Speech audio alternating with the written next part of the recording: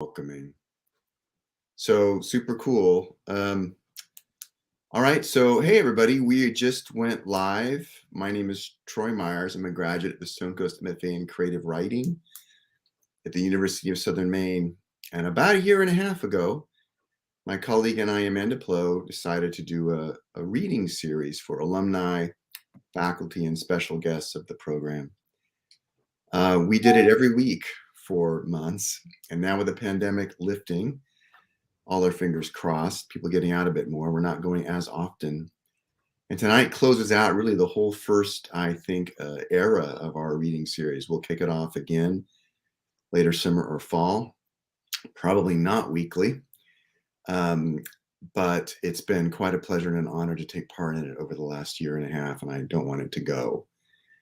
And fans of Stone Coast, there is a reading coming up in June. I don't have the date yet, or don't know it, but when alumni who released a book in the first half of the year will read from their book selection. So some have been on this show, others haven't. And there's another one of those in December. We have so many alumni publishing, including the two with me tonight, that we have 2 a year now. And I get to partake in that, and that's a lot of fun. So other than that, hi, Mom. I say hi to my mom, who watches the next morning on the recording. And we have two readers tonight who are not been on our show before, and who graduated at the same time, same class back in 2005. So I'll start with you, Brenda. Where are you tonight in the United States, or in the country, or the world? Where are you talking to us from? I am in Santa Fe, and I have been attending the Santa Fe Literary Festival, the first one, and it has been fabulous. Besides the smoke from the wildfires. Oh, that's Santa Fe, New Mexico? Yes. How cool! And do you live there, or are you just? I live in Boston, so I'm Oh, you here. do? Yes, so I'm here for the festival and to do a little bit of research for an ongoing project. Great. And it's a little smoky there, you said. It's a little smoky, but it's Yeah. still fabulous. Is it hot?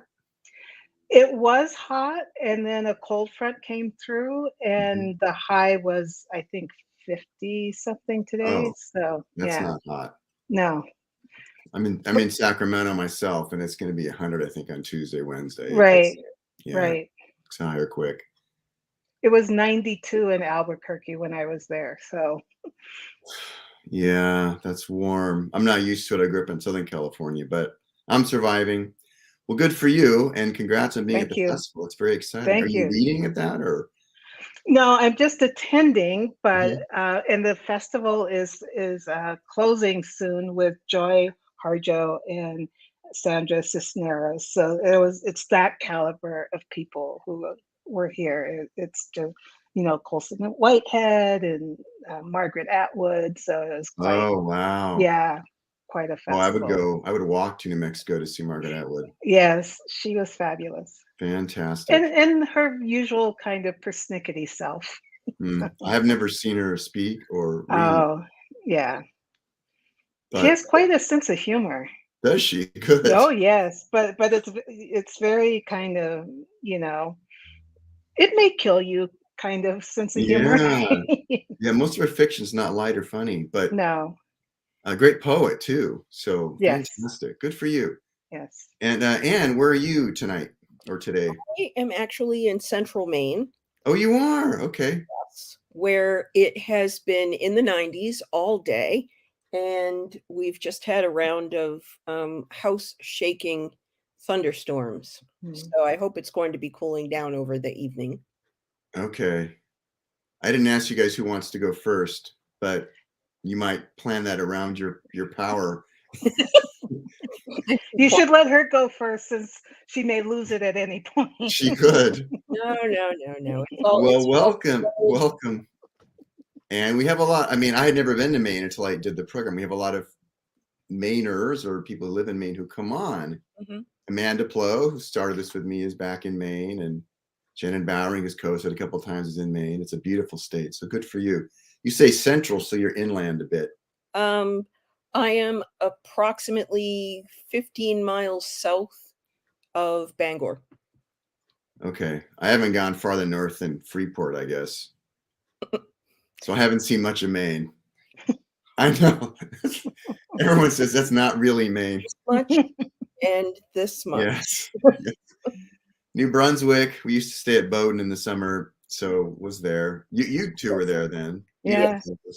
Yes. And I have my undergrad from Bowdoin as well. Oh, you do? Gosh, I was honored just to walk around there and pretend to be a student. Good for you. You were a student, just not at that school. Right. No, city college, state college guy all the way through. So good for you. And what was your genre? I was in the poetry genre. Uh-huh.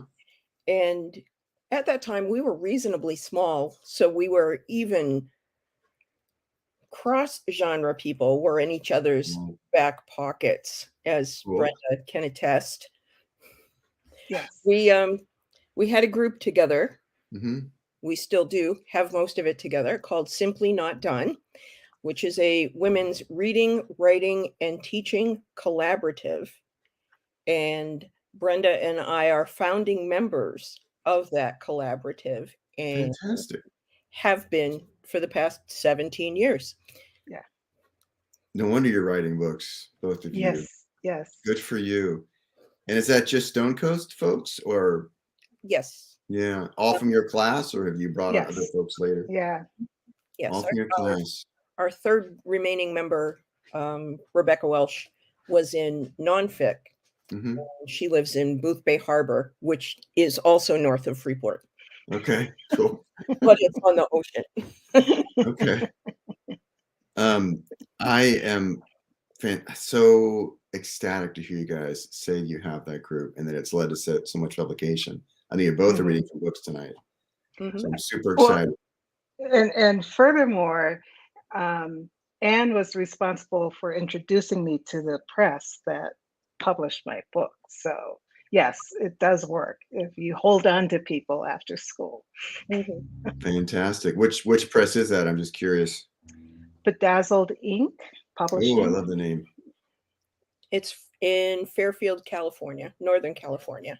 Yeah. Well, I'm in Sacramento. I know where Fairfield is. I have friends who live there. Yep. Yeah. It's hot there too, but not quite as hot. Wow. They were kind enough to do my first 4 novels. And when Brenda was ready, I said, well, let me introduce you to the ladies. And it worked out really well. So it did. Gosh. And so you were a poet genre and you've written 4 novels, published 4 novels. 5.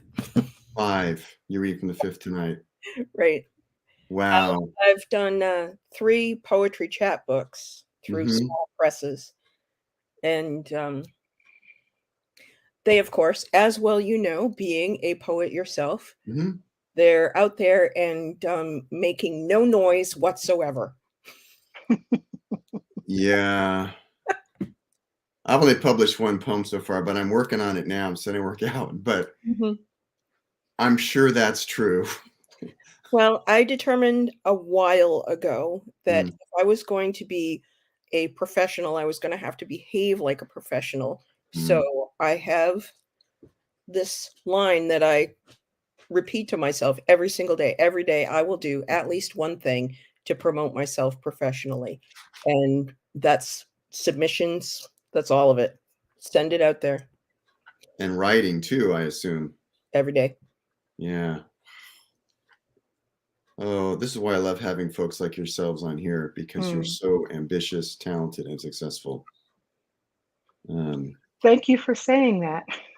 Some days it doesn't feel like that.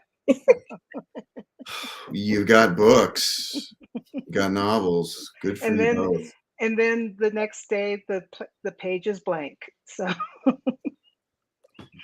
guess that's true, huh? Still, I'm so proud of the program. Were you the very first year or pretty close to the first year? Second. We were the middle child. Okay. We had someone on from the very first year. I forget her name, but she was first year. A poet. We know her, whoever it is. I'm sure. It was a very small program at the time. Let's see. How about, was it Lisa? I'd have to look. We've had a lot of readers. I take notes, but I don't have them all in front of me, so I can't remember.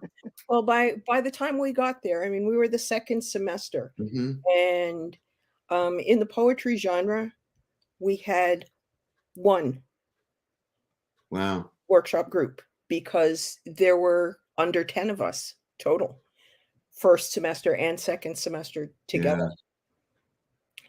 It is I since think she's grown. my friend who lives in New York, is married, is writing, but I'm so sorry I can't remember her name. So I'm not going to keep dwelling on that. Soul Frame. Yes, What? I think so. I think Joanna. that's right. Yeah. That's Yeah. right. Yeah. See, see, we know her. You Very just cool. described her, and it's like, oh Very yeah. cool. All right. So, Anne, did you want to go first because you're having thunderstorms in Maine and we're not sure? I'm going first because Brenda told me I was going first, and I've always done everything Oh, she told me. in that case, maybe I should go first so I can relax and listen to you. All right. I am not going to read to you from this book, but this was my first published novel, and you can't read that, but it says that it's dedicated to Brenda Prescott right That's there, wonderful. because I do Wonderful. everything she tells me to. Well, Including what is she? a book called The Book of the Mandolin Player. He gave me the title at AWP Atlanta. What? Well, so who's going first, Brenda? What's Anne going to do now? Well, since I said that, you can go first. Okay, great. Thank you very So, much. Brenda, hang out. We'll bring you back, and then after you both, it'll bring both of you back. And you can kind of reflect on your experience. Okay. All right. Great. So you'll be in the. Nobody can hear you, but you'll be right here near us. Yeah. And So Anne, just quickly, how many novels have you published again? 5. I have published 5. I've got 2 others contracted. Some of my novels are Maine novels, and some of my novels take place primarily in the UK because I spend a large portion of my summers in the UK. Haven't do? been for 3 years, going Yeah. back in 51 days. But this Wow. Do you have friends there, or you just go oh, stay there? um, as you mentioned earlier, people are always nicer to you when you're alone. Yeah. You don't have the insulation of someone else with you, so people will talk to you. Yeah. And I've been going there by myself for 20 odd years. And so I've gathered a lot of friends, which means that I have a lot of guest rooms that I can avail myself of, which makes it very nice. That's very nice. So Yeah, very nice. this one, Aventurine and the Reckoning, is one of the UK novels. And the section that I was going to read to you introduces what is turned into everyone's favorite character in this book. Okay, cool. Somewhat odd and accidental. This is somewhat of an adventure, and the main character, Aventurine, is a writer in the vein of Susan Orlean. She writes nonfiction, well-researched books. And I started actually writing her when I was reading the library book by Susan Orlean, which I highly recommend to everyone. But she is my main character, Aventurine, is in York to interview a woman who is in her mid-90s and who had been a member of the SOE during World War II. The SOE is the Strategic Operative Initiative Executive. And they were a spy organization with multiple cells behind French lines, usually 3 people, someone to run the radio, someone to bring messages back and forth from other cells, and then a third person to do whatever. And the vast majority of the members of these cells of the SOE never lasted any longer than somewhere between 6 weeks and 6 months in occupied France before they were captured and killed. Wow. So I did an awful lot of research, and that was so much fun. But the character that Aventurine is interviewing is, as I said, she's a woman in her mid-90s. Her name is Genevieve Smithson, unless that's not her name. And she's finally decided that as a member of this organization who actually lived, she's going to tell her story, and she's chosen Aventurine to be the person who writes her book. So I thought I would read a little bit of Aventurine's first encounters with Genevieve, which happens to be chapter 6. Fantastic. The time is all yours. We're Okay. excited to hear you read. All right, let me put on these and I'll be able to see what I'm looking at. So we begin with Genevieve's voice. I remember the first man I killed. By that, I mean I remember viscerally, a full body sensation, as though it were happening now, in real time. It's one thing to do the crash course with the SOE, one thing to look into the eyes of the instructor. They all had such flat eyes. They knew most of us operatives would be dead within 6 months, and say, yes, I was prepared to kill. But remember, none of us had ever killed, as far as we knew, before we were inserted. And the next voice is Aventurine's. Her intensity frightened me, and I was immediately aware of the disconnect. This elderly woman, back straight in the high-backed library chair, dark eyes brilliant and incisive, but skin tanned, wrinkled, speaking so matter-of-factly of the violence her age-spotted hands had done. We sat facing each other in a dim and musty room, surrounded by books. My phone, set on record, sat next to my digital recorder on the table between us, while I took notes of her words, her looks, her surroundings. When I had knocked on the blue door of a row house an hour earlier, I had expected to be allowed in by a housekeeper or secretary. I was surprised then, and couldn't hide it, when the door was opened by someone who could only be Genevieve Smithson herself, the woman from Dick Turpin's grave. There are ghosts, she said now, her eyes narrowing as she assessed me, and there are ghosts. I'd rather thought that was you yesterday. But she hadn't let on then, and she gave no explanation now, as she allowed me entrance, then snicked a series of locks into place. No walking stick today, though several stood at the ready in a tall vase in the hall at the foot of the stairway. Genevieve Smithson turned sharply on her heel and walked away, down the carpeted hallway I was obviously meant to follow. I turned for a moment to count the locks, of which there were several. The street noise was muffled now, leaving only the echoing tick of a parlor clock from the room to my left. I followed her. My footsteps deadened. The hall runner beneath my feet was thick, and I thought expensive. She stood in the library with her hand on the back of a chair, from which she shooed a tabby cat, and indicated I should take the seat across the table. Tea had been laid. I'm glad you're punctual. I'd have served you cold tea otherwise. Her tone implied that it was a test, possibly one in a series. At least I had passed the first hurdle. We sat, chit-chatted in the way people do before they get down to real business, about the weather, my journey from the US and from London, but I felt instinctively that she was impatient to get on to the interview, and that the socializing was an act. She would have had to have been good at acting, working in espionage. She would have had to be fluent in French too. Continuez-vous à pratiquer votre français? I asked, a test of my own.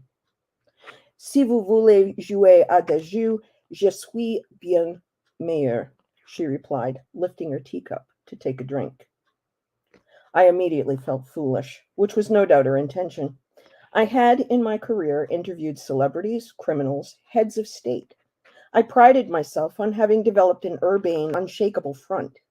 There was absolutely no reason why, with that experience, a semi-reclusive woman of over 90 should cause me such discomposure. Perhaps it was the constant evaluation in her sharp eyes as she rested her chin between thumb and forefinger, watching, waiting. There was an aloofness to her that both challenged me to break it down and made me despair that I ever would.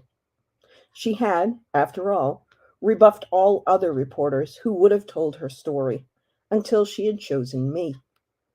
She was the one who had made the initial contact, the one who had arranged our preliminary interview schedule. I sat back in my chair, a momentary surrender.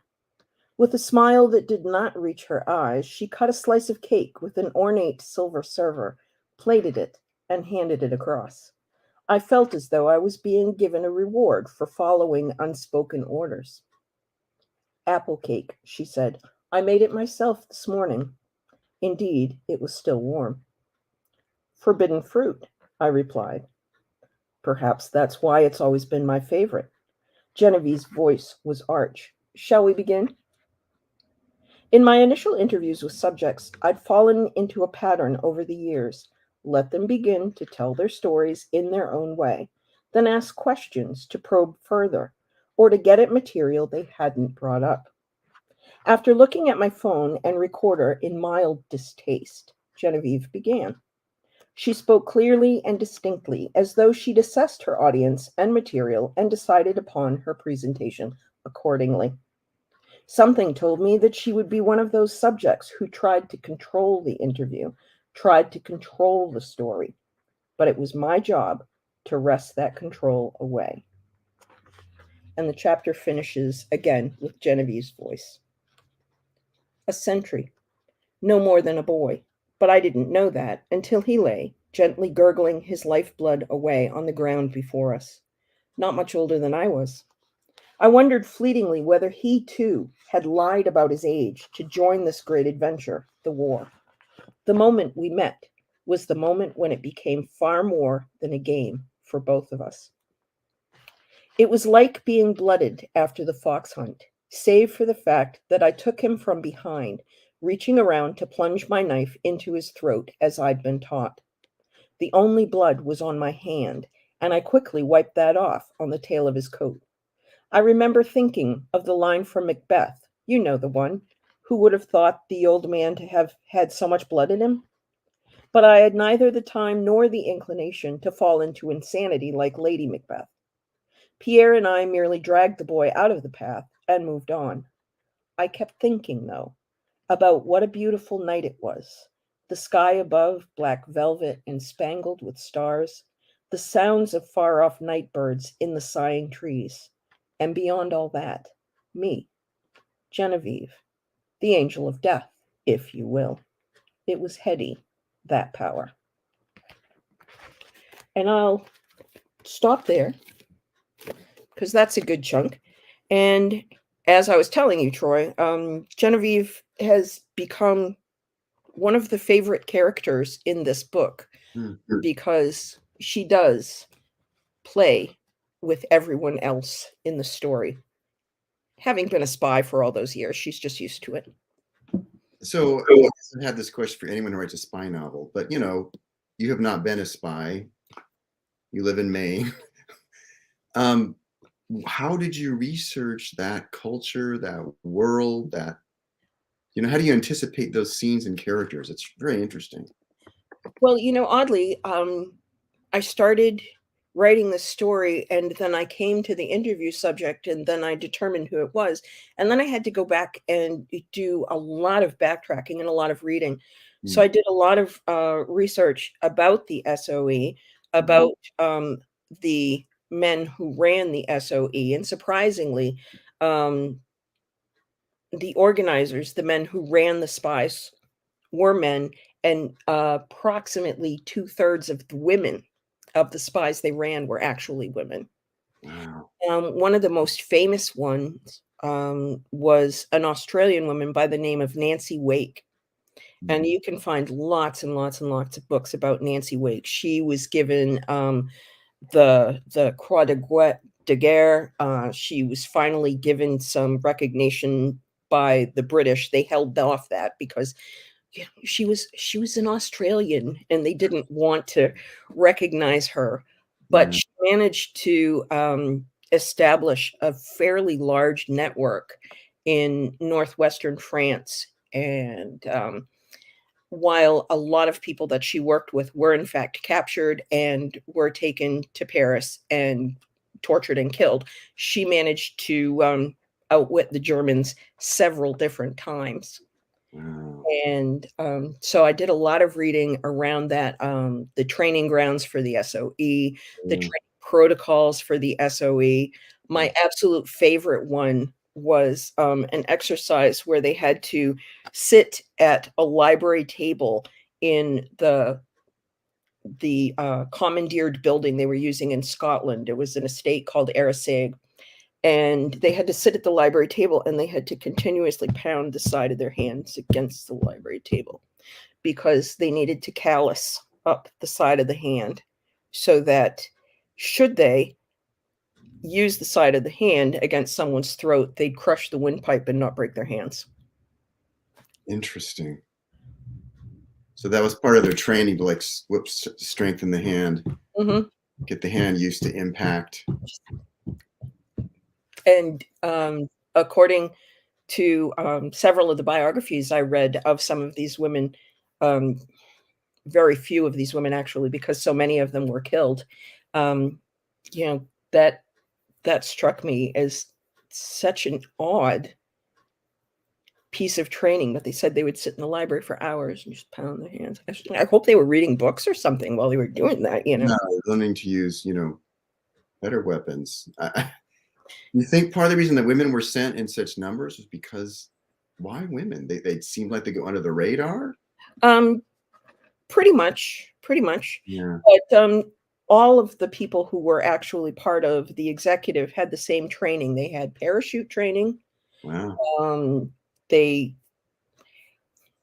When they parachuted in, they were instructed to bury their parachutes because the things were too bulky to carry around and they didn't want to leave traces of people having parachuted in.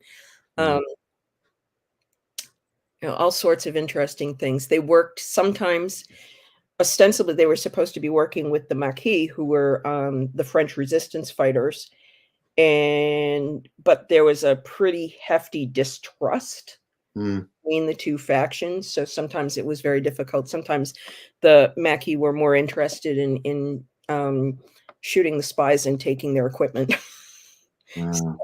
So I did tons and tons and tons of reading up behind this stuff. And it was. And you're looking at doing a series of, I looked at the book online and it's like volume 1 or book 1 of, so you're hoping for more.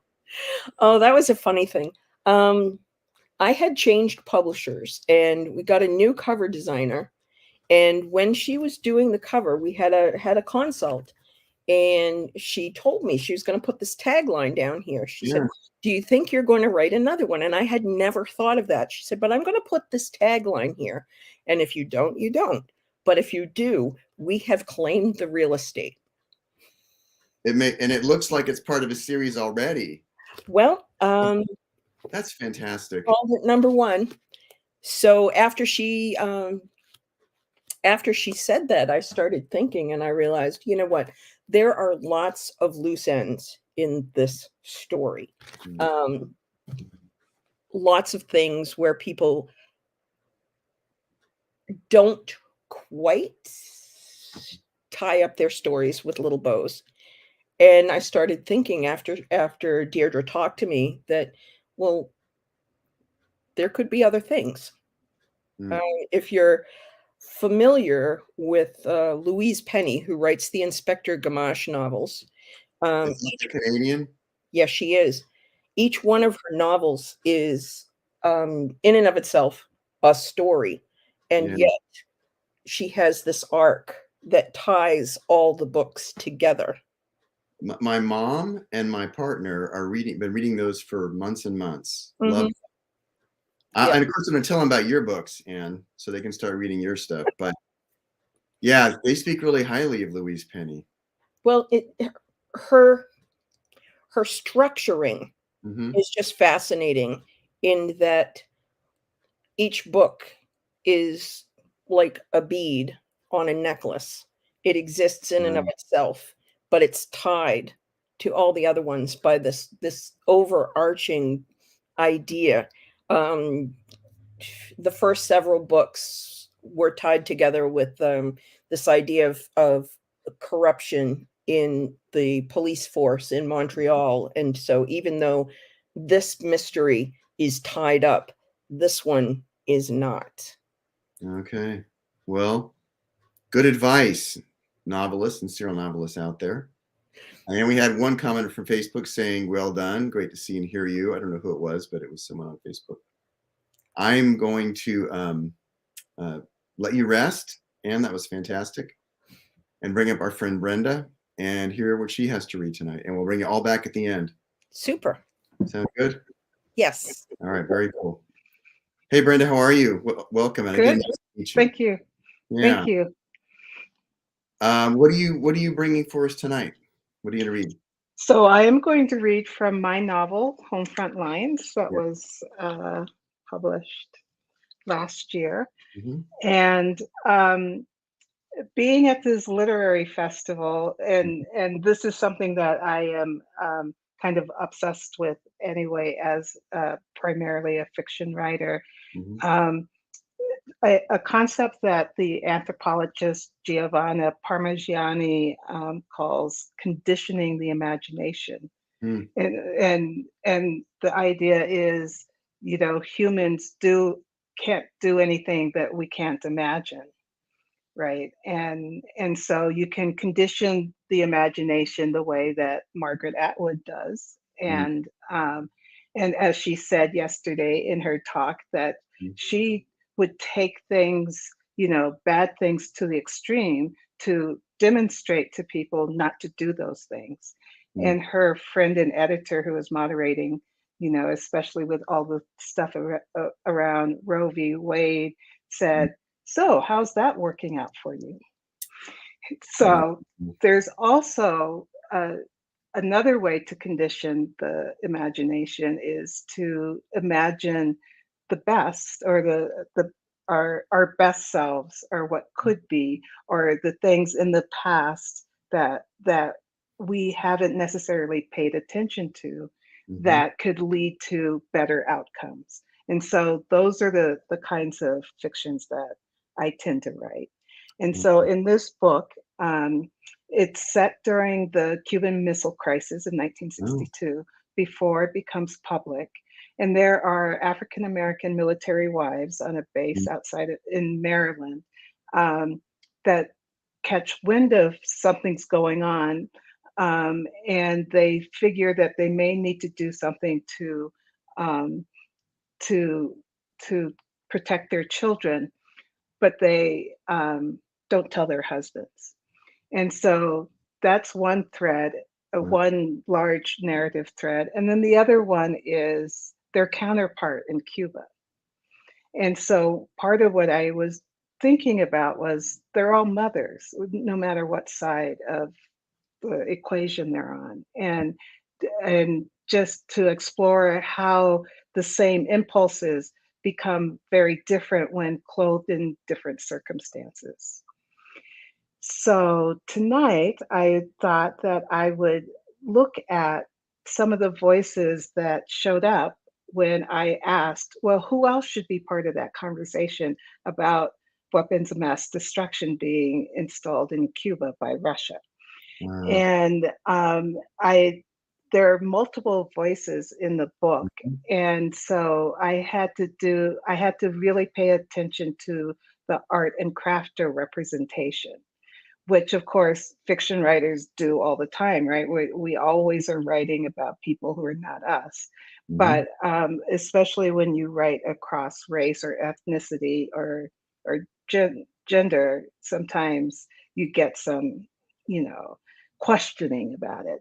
So I am going to be reading little snippets that introduce 4 very different characters who have maybe the same kernel or core in them.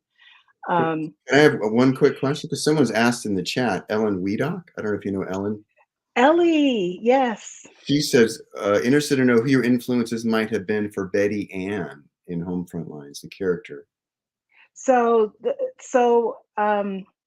my my father was career Army, although he retired when I was 5, so I didn't have the Army brat moving around experience, but I did grow up pretty much as a military dependent. Mm. And so Betty Ann Johnson and her friends were inspired by my mother's friends. None of these characters are directly, could be directly tied to them, but they would have all have been friends. Okay. So this is kind of coming out of my lived experience, Okay.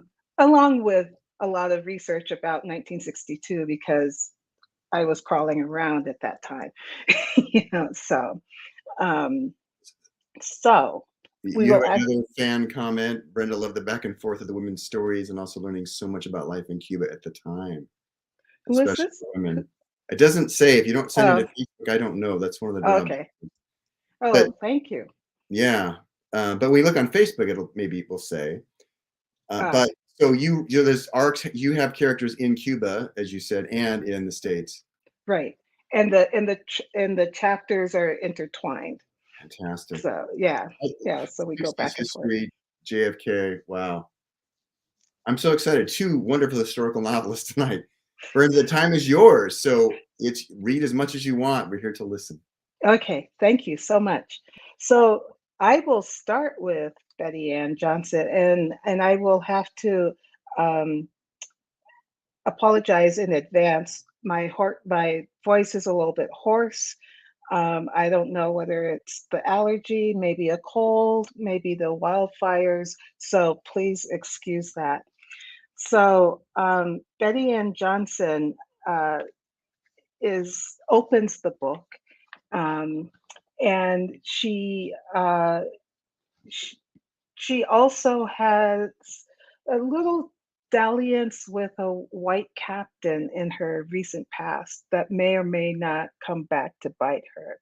But when the book opens, she's in her studio. She's a tailor, a dressmaker.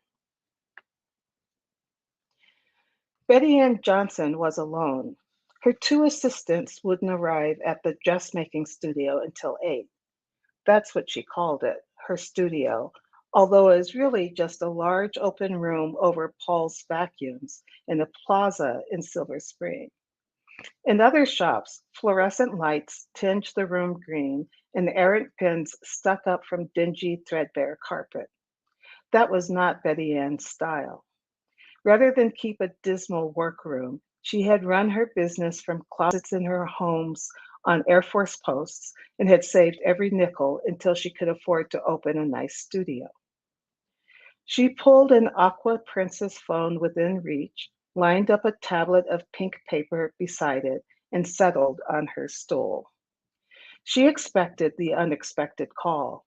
Tons of supplies, munitions, and personnel moved through the Maryland Air Force Base, where Ray, her husband, was stationed.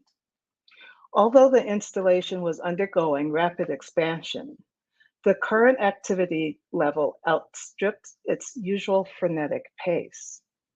The military does plenty of senseless things, but not at that scale. Something was up. She had to be alert. Ray had already called earlier that morning to tell her that he was working a double shift again. It was his third in a week.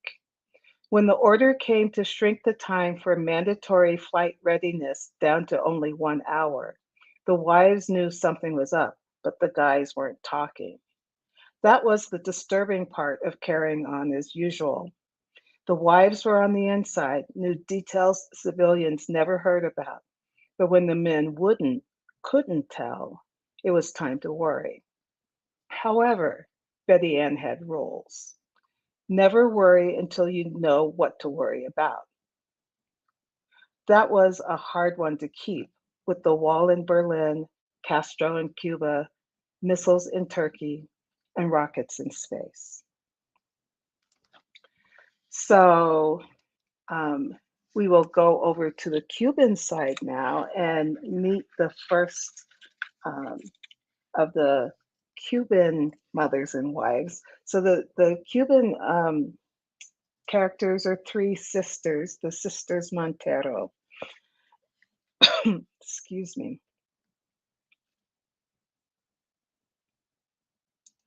And this is Lola Montero Santos, who is introducing herself and her family. I am the sister that makes the food. I am the practical one. I have a small cafe named Dolores after me, although everyone calls me Lola. It is near Plaza Valdez, not far down Calle Santa Monica. Most women in our old set would not have run a cafe, much less cook in their own homes. But I am a Montero, and our heritage shows no matter what we do. We have Catalonian blood from both sides. Yes, but you're showing your Versailles roots, those silly women would chide, as if they that were not as good as being from old Matanzas. No matter. So they live in Matanzas, which is the point in Cuba closest to Florida. We were not afraid of work and remembered well that Abuelo started in a small shack on a deserted beach. Although Mommy came with more blood and money than Poppy, she did not believe that women should be useless. She made sure all three of us girls learned to cook on our large stove at home. A lady needed to know how to make meals that please a man, she insisted, even if the lady is not expected to do more than supervise their preparation. At first, Cheetah, or middle sister, scolded me for pursuing what she called a common course. She taunted me with the venerated name of Lola Cruz, saying that I was bringing shame on that gracious First Lady of Matanzas, who Mommy said I was named after. Then, one morning, while we were drinking delicious Cubano coffee in the courtyard of our family home, Rosita, nee Rosalba, and our oldest, pointed out that I did what I wanted when I went to Havana with money that my Jose knew nothing about. That shut up Cheetah for a while. And then, so they represent the two main narrative lines in the book. But on the narrative line in the United States, there's a bridge from one part of the story to the other. And the bridge is made up by Betty Ann's son, Lonnie, who is in the Navy on the USS Princeton in the Pacific, where they're doing nuclear testing. Um, and and it bridges to a woman who is on the boat because she's translating for a Japanese uh, diplomat, and she is a survivor of Hiroshima and has moved to the States.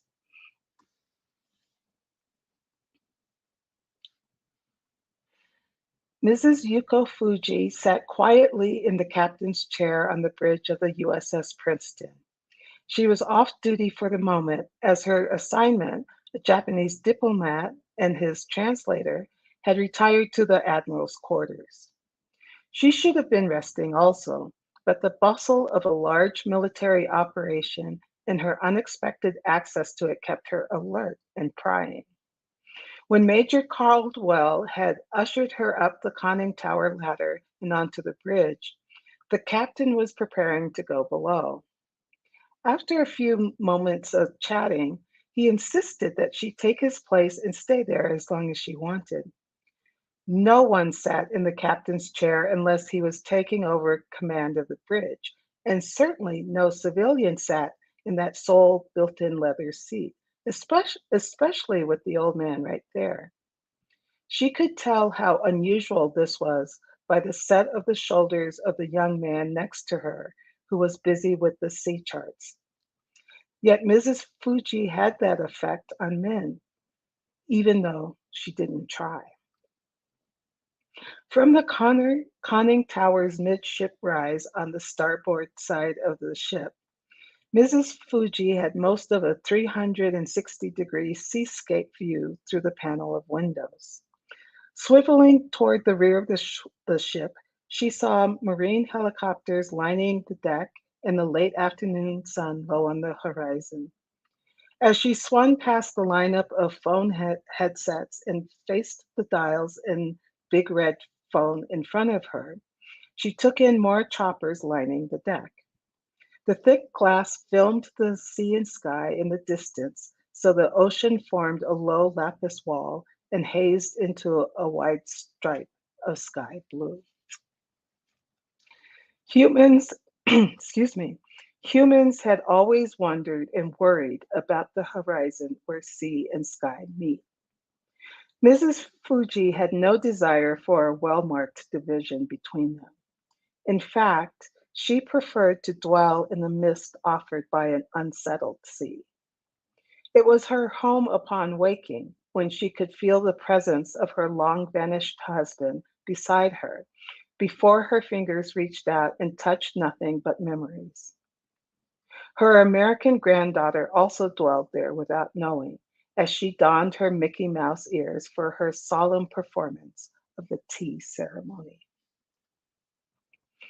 So, as I was writing these two narrative arcs, there was something like, you know how light calls up darkness, love calls up hate. There was something missing in these voices, and an interloper intruded, and just started speaking. And she has one page chapter. It's set in italics, and it's called "Back in the USSR." And this is, I really think about this chapter as we're watching the conflict develop in the Ukraine, and how, if you're tempted to cheer about the um, incompetence of the Russians or whatever, this is the chapter that makes you remember that there are mothers on the other side also. She says, "You think I don't belong here, but I do. Wouldn't it be convenient for all of you to forget that I'm here? But my voice floats across the waves and soars over alien land. Follow the vapors of its trail and look at the wife he left behind. Look at me, look." And the he she's referring to is her husband, who's a captain, who is having a affair with Lola, like partially, mainly against her will. The, but Lola is trying to protect her children. I'll just say that. Back to Russia. "The papers don't write about women like me standing with tots in arms, watching the ships bear our men away. You think ours is not a noble fight, or you tolerate our men because they serve your ends. Can you hear me? What about me and my small son? That one, the officer that left on the ship. He loves the army and has already infected our son with his passions. The little one, too, wants to board a godless ship and sail away to where the nights are hot, long after our feeble memory of heat is buried under layers of old wool. You have no image of me. The cameras are banned and the writer too busy sharpening political points. Can you hear me? You think I am. No, that's right. You don't think of me at all. You should. I am the world to him. I am who he wants to protect with his harsh commands and certain destruction. Me, me and my son. I am what my officer seeks in the sultry night with dark legs around his waist. You think he wants the exotic, but I know he repeats the familiar. Smell his sweat, and you will know my wifely labors. You think you cannot know me standing faceless behind your iron curtains. Stare into the metallic sheen of your mirror. You will see my eyes, the eyes of a mother, frightened. Okay, that's it. Wow, Brenda. Those closing lines for me, that closing scene was especially powerful. But you moved from a naval ship, right? Like we had the parts right. Before that, we were in Cuba. It's remarkable, and what an ambitious project to undertake. Yes, maybe foolish, but and but yes, Now look or at the views on Amazon. Your book's popular, as are Anne's.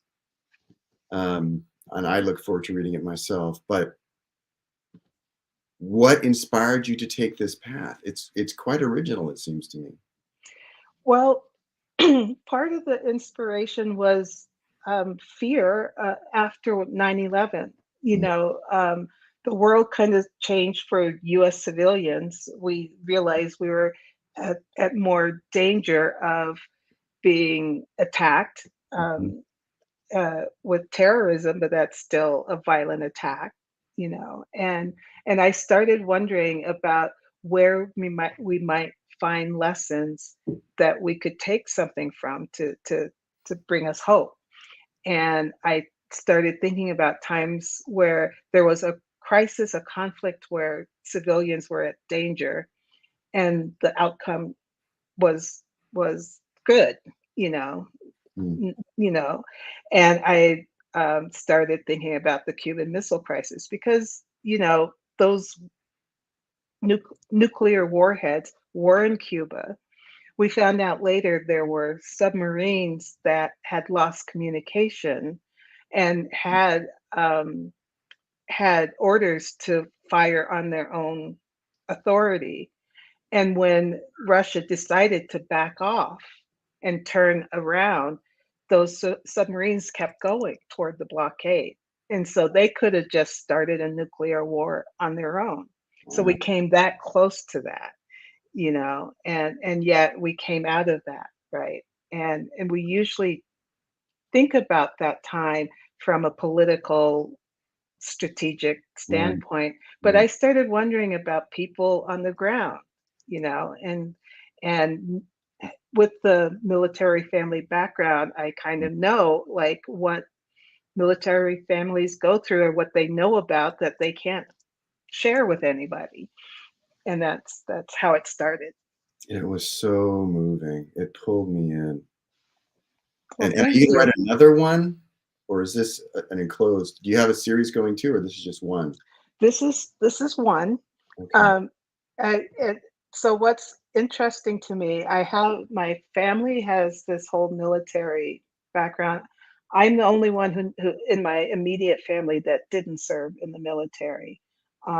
All you, everyone has passed away. They're all buried in a national cemetery in San Antonio. I'm the only one who would not be able to be buried there.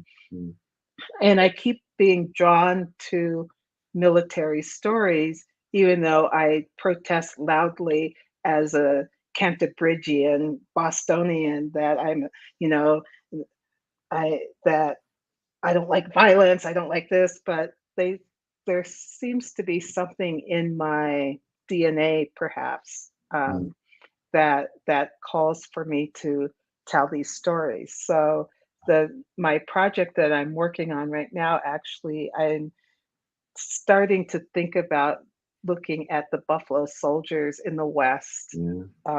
after the Civil War and before, say, 1900, 1890s. Um, they were the first uh, Black regiments to be commissioned in the Army during peacetime. Mm, Um, but as I was contemplating whether I wanted to pursue this, I went on a trip with my uncle to Southern Illinois where they grew up. He and my father and their siblings grew up. And he showed me a memorial to soldiers who had fought in the Civil War. and he showed me that my great-grandfather was on that memorial. So he had been part of the colored troops. Wow. And it turns out that his regiment was one of the ones that was commissioned and became the Buffalo Soldiers. So Gosh. yeah. So I thought, I Yeah. guess I have to.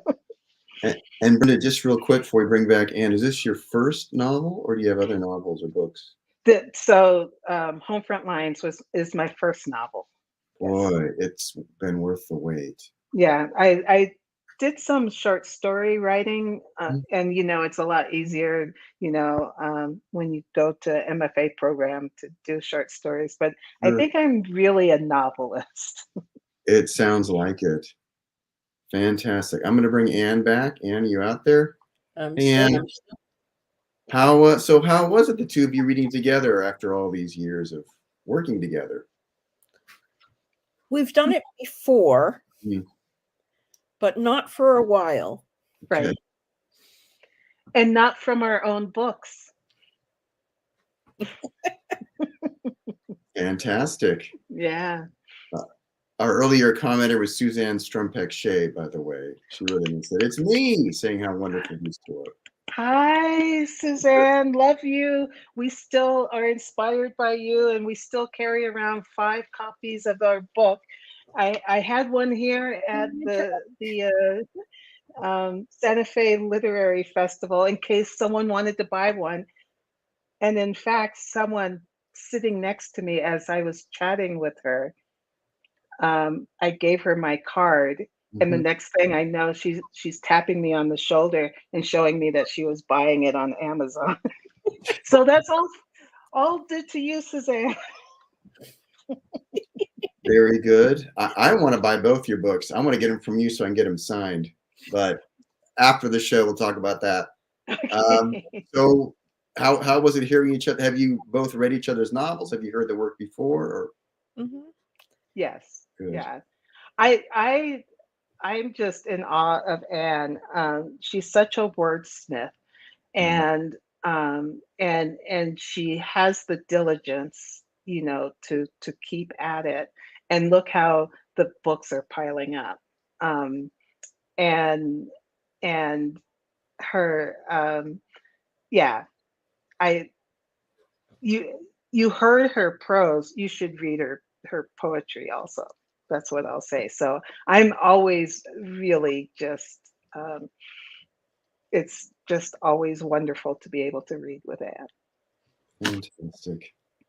Imagine if I had a mediocre classmate. That's what I anyway, I'll shut up. Life would have been different. Yes. One of the greatest days of my life, seriously, was the welcome reception, first semester, Stone Coast. Yeah. I don't even remember where it was. One of those strange places in Freeport, and we just Was it Gritty's?